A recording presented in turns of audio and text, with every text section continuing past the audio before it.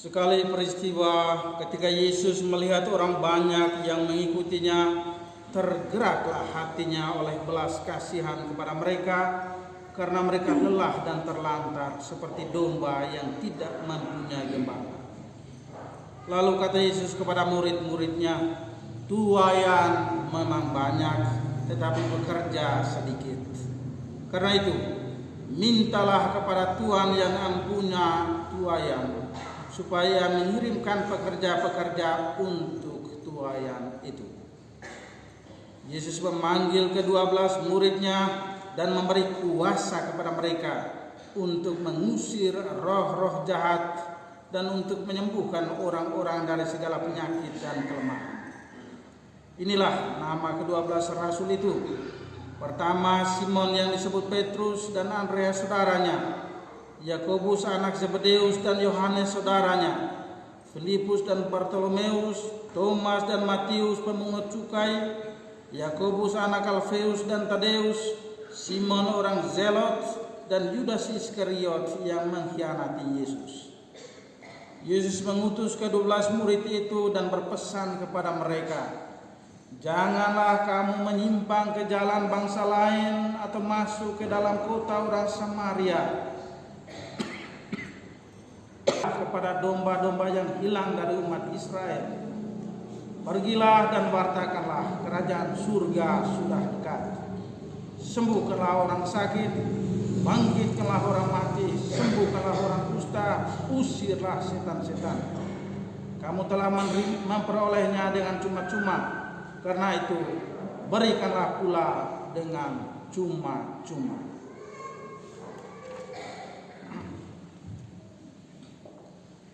Demikianlah Injil Tuhan.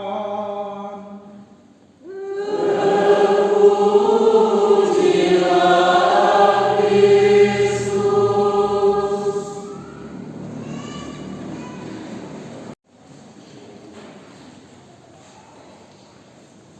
Bapak, Ibu, saudara-saudari, anak-anak muda dan anak-anak kecil yang dikasihi Tuhan, kelihatan anak-anak kecil yang biasa mereka di dua kursi di depan ini tapi sudah kosong kembali.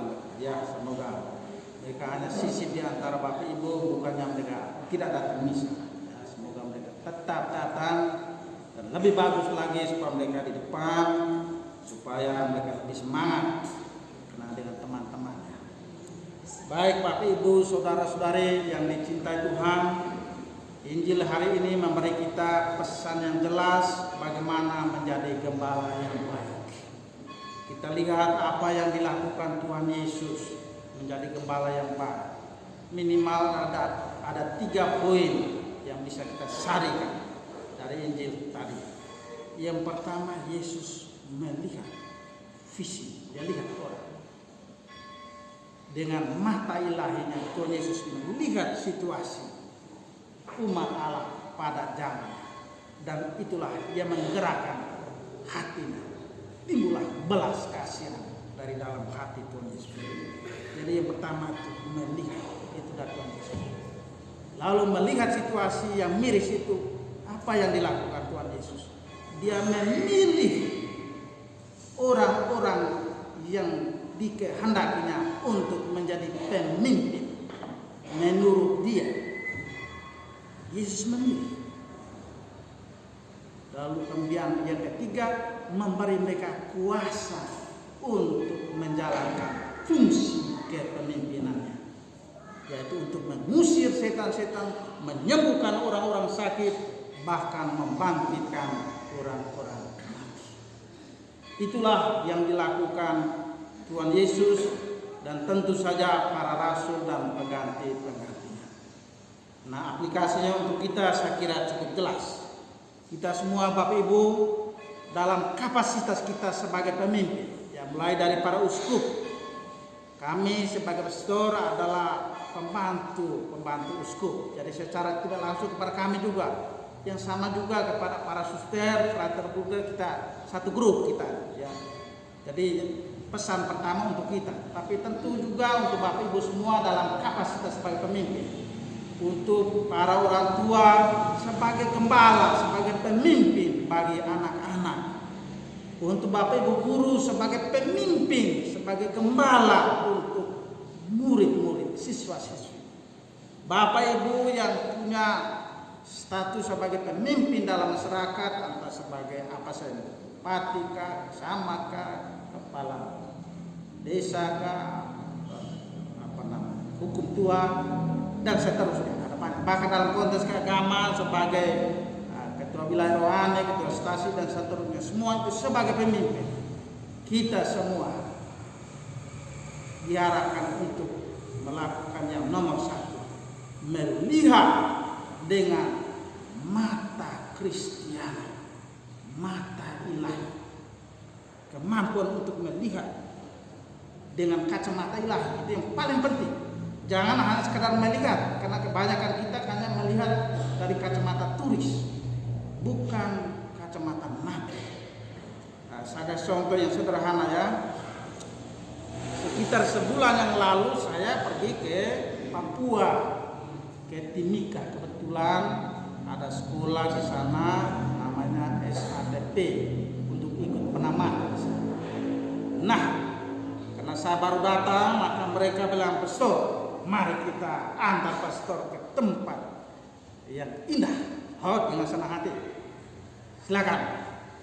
Mereka seperti biasa tuh mentraktir tamu, jadi makan yang enak-enak semua. Dan saya kan biasa suka ikan mujair, bakar. Tapi yang mereka antar pertama ketika tiba di Timika itu adalah Kuala Kencana. Saya tidak Bapak Ibu pernah dengar namanya Kuala Kencana. Kalau Kuala memang ada banyak di sini. Tapi kuala yang ada kencananya itu hanya di Papua. Nah, itu adalah kota besar di tengah hutan. Bukan hanya sekedar kota, ini kota seperti Eropa, bahkan lebih Eropa dari Eropa. Kebetulan saya kan baru pulang dari Eropa, jadi saya sekolah di sana, sini saya mengerti maksud. Ya, jadi ini kota yang sangat indah, sejuk di tengah hutan, jalannya lebar, di pinggir jalan ada jalan yang khusus untuk sepeda atau lari. Luar biasa, ada gojek, ada bunga-bunga. Minta ampun, bahkan katanya tidak ada nyamuk karena ada alat khusus supaya nyamuk hilang semua. Luar biasa indah. Bahkan ada lapangan golf di tengah hutan. Wah, luar biasa. Lebih Eropa daripada Eropa. Nah, tapi kemudian setelah selesai, saya bilang, ya Bapak-bapak, nah ini memang sangat menyenangkan. Tapi kan Bapak kan tahu, saya ini kan bukan turis, saya ini kan pastor. Jadi jangan hanya bawa ke tempat-tempat yang menyenangkan mata ini, tapi juga bawa ke tempat-tempat lain yang menampilkan sisi yang berbeda, situasi umat yang sederhana. Oh ya begitu, karena itu mereka membawa saya ke tempat dermaga namanya Pomako, tetapi juga di daerah-daerah sekitarnya. Saya bilang bawa ke stasi-stasi yang kecil di situ, tidak jauh, jauh dari situ, dari kota Timika. Dan saya melihat Bapak Ibu, kontrasnya itu 180 derajat, bedanya seperti surga dan bumi, beda jauh. Ya, kalau di Kuala Kencana yang mentereng semua. Sementara yang rumah masyarakat kecil itu saya lihat ada, kebetulan kan di atas raba-raba.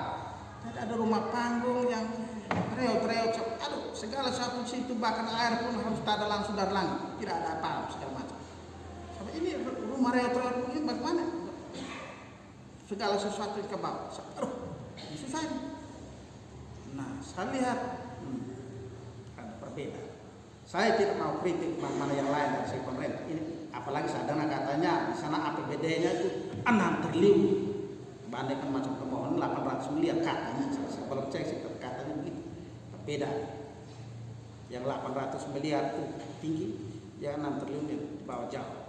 Nah, itu berarti luar biasa beda. Saya bahkan komentar guyon, tetapi ya ada maknanya. Saya katakan ini kalau seandainya ada orang yang menyalahgunakan uang itu, apalagi katanya selain APBD yang 6 triliun, juga anggaran khusus dari Freeport, khusus untuk masyarakat di situ, untuk membangun ekonomi, pendidikan, dan kesehatan. Jadi ada 2 sumber triliunan semua untuk memberi bantuan kepada pribadi-pribadi yang sama. Tapi kok hasilnya macam ya jawaban dari apa? Ini kalau ada yang menyalahgunakan uang untuk kepentingan pribadi, bukan hanya Tuhan Allah yang tidak mengampuni, setan pun tidak mengampuni.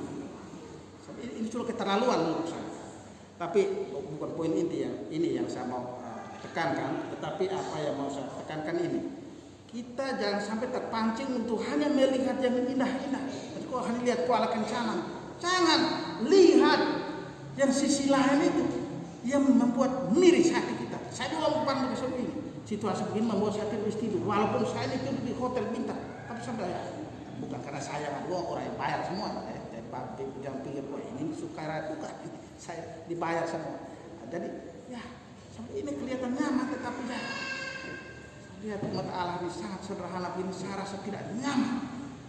Nurani saya terganggu. Yang sama Bapak Ibu sekalian, kita semua dalam status kepemimpinan kita lihat kita harus mempunyai rasa miris dalam hati.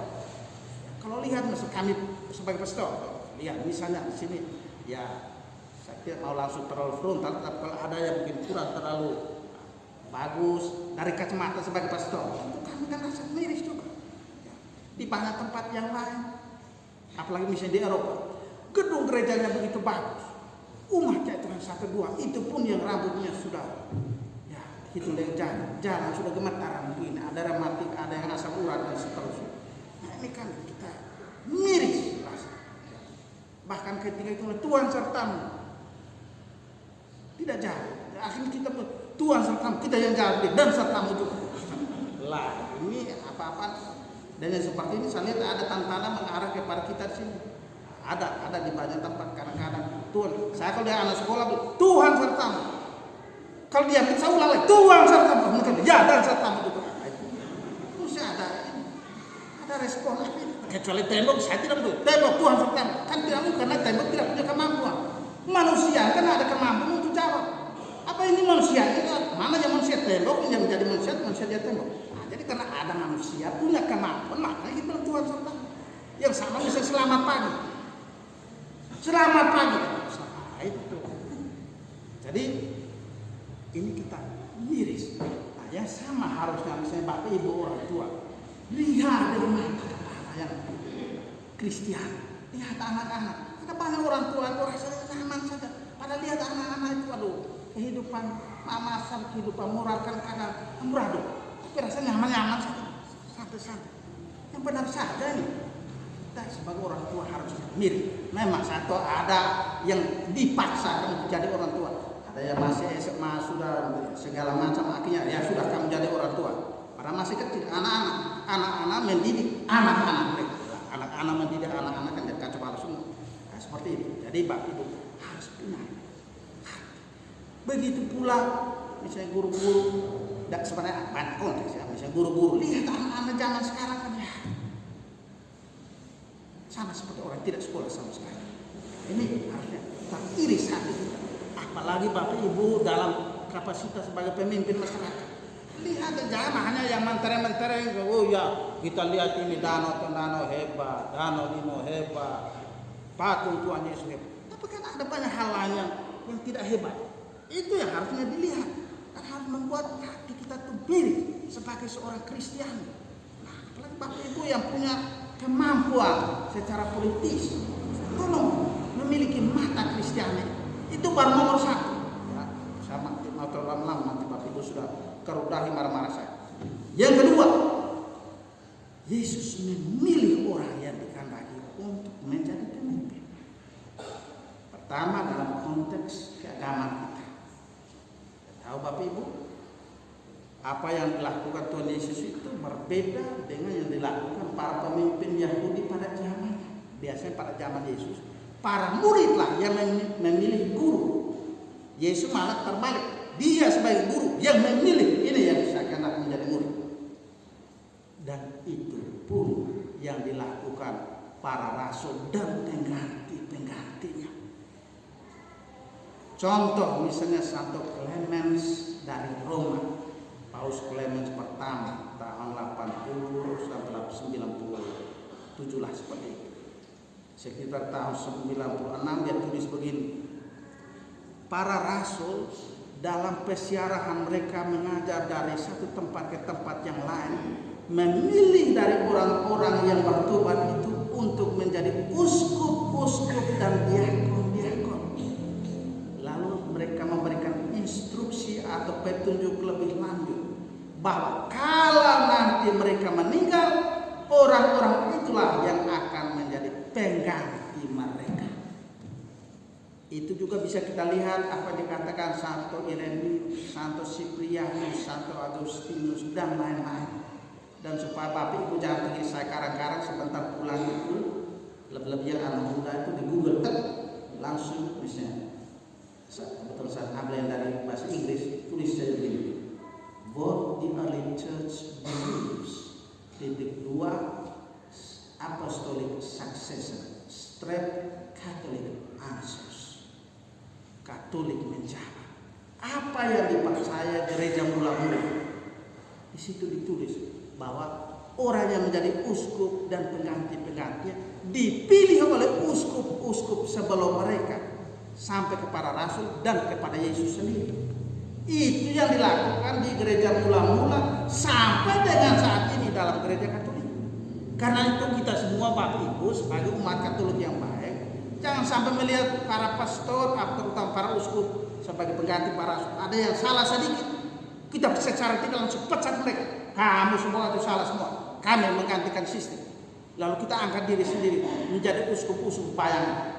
Lalu kita sematkan istilah-istilah keren, hamba Tuhan lah, apalah segala macam. Jangan. Tuhan tidak menghendaki seperti itu. Tuhanlah yang memilih mereka. Kalau ada yang keliru, kita koreksi. Tapi bukan memecat, mengganti sistem. Itu sama dengan kita mengganti diri, menaikkan diri kita setara dengan Tuhan Yesus. Dia menggantikan posisi. Tuhan Yesus ya, namanya dia Tuhan. Kita ini kan manusia biasa aja, jangan mengangkat diri seolah-olah kita yang Tuhan. Jangan Bapak. Jadi kalau lihat ada yang keliru, kita koreksi. Contoh misalnya sekarang di Jerman, ada uskup-uskup yang ya mau bilang apa lagi? Kepala batu kalau kasar. Mereka bahkan ngeyel untuk tanda petik memberkati LGBT, yang laki-laki dengan laki-laki, perempuan dengan perempuan. Sebagian uskup sudah ditegur dari Vatikan, tidak boleh itu melawan ajaran Tuhan Yesus. Tapi kepala batu itu orang-orang seperti itu, uskup-uskup seperti itulah yang harus kita doakan supaya mereka bertobat. Bukan hanya mereka itu, tapi kami yang lain, para pastor. Kami para pastor ada yang miring-miring sedikit, baik dari segi pengajaran maupun hidup moral, kasih tahu saja. Macam saya ini boleh saja, ada nomor tuh. Angkat yang batu lempar sedikit di bawah sedikit, jauh terperas. Tidak masalah, kasih tahu. Memberikan masukan. Tapi lagi-lagi bukan hanya kontes kami yang para pastor, para suster, lagi. Tapi juga Bapak Ibu. Bapak Ibu kan Tuhan pilih untuk menjadi Bapak Ibu. Bagi anak-anak itu Tuhan yang pilih. Juga para guru, juga untuk Bapak Ibu dalam kapasitas sebagai pemimpin masyarakat. Tuhan pilih Bapak Ibu. Sadari situasi itu. Bapak Ibu dipilih, karena itu tolong laksanakan tugas yang baik. Dan kemudian poin ketiga supaya Bapak Ibu tidak terlama adalah melaksanakan fungsi kepemimpinan secara efektif. Para rasul dalam kapasitas mereka telah menjadi para rasul yang baik. Ujung-ujungnya mereka mati semua kecuali Rasul Yohanes. Intinya mereka berusaha untuk mengusir setan-setan, menyembuhkan orang sakit, bahkan membangkitkan orang mati. Kita semua juga yang sama. Tidak harus dalam arti literal, bisa juga secara spiritual. Mengusir setan-setan dalam konteks tadi itu, konteks ini bisa saja. Hal-hal yang membutakan mata kita, usir itu. Jangan, termasuk misalnya uang. Karena lihat jelas-jelas yang sangat ada yang keliru, tapi kalau ada masukkan uang, semua oke 100% tantangan masuk. Kenapa? Usir setan-setan yang membutakan mata kita. Juga menyembuhkan orang sakit. Orang sakit kan tidak bisa bertindak maksimal. Nah, kita ditugaskan untuk menyembuhkan ini. Anak-anak yang sama. Jadi kan para pastor berusaha supaya bapak ibu juga maksimal. Bapak ibu orang tua berusaha supaya anak-anak juga bertindak maksimal. Yang sama untuk pemimpin masyarakat. Usahakan supaya seluruh masyarakat maksimal. Sehingga ya, kita semua bahagia. Kan begitu. Dan terutama juga yang terakhir, poin terakhir, membangkitkan orang mati. Tidak harus dalam arti literal, bisa juga kematian rohani. Banyak orang umat Allah yang sebut dirinya Katolik tetapi hidup enggan mati tamat. Katolik ya, tidak. Apalagi di luar negeri, kita bisa tahu ini Katolik apa tidak. Saya ini kan bergaul dengan mereka, bilang Katolik tetapi tidak ke gereja. Walaupun jelas-jelas gerejanya hanya 1 meter, nah, seperti itu. Tapi yang seperti itu bukan hanya di luar negeri, kita di sini juga yang sama. Karena itu Bapak Ibu sekalian, mari dalam kapasitas kita masing-masing kita berusaha. Yang pertama untuk buka mata untuk melihat fakta yang miris dalam hati. Yang kedua, menyadari status keterpilihan kita sebagai pemimpin. Dan yang ketiga, mari dengan kuasa Tuhan berusaha untuk menjalankan fungsi kepemimpinan kita, mengusir hal-hal yang buruk dari dalam rumah kita, dalam paroki kita, bahkan dalam masyarakat kita, lalu menguatkan orang-orang yang sakit dengan kata-kata yang meneguhkan, membangkitkan orang yang mati secara rohani dengan juga tindakan kita secara nyata. Tuhan memberkati. Amin.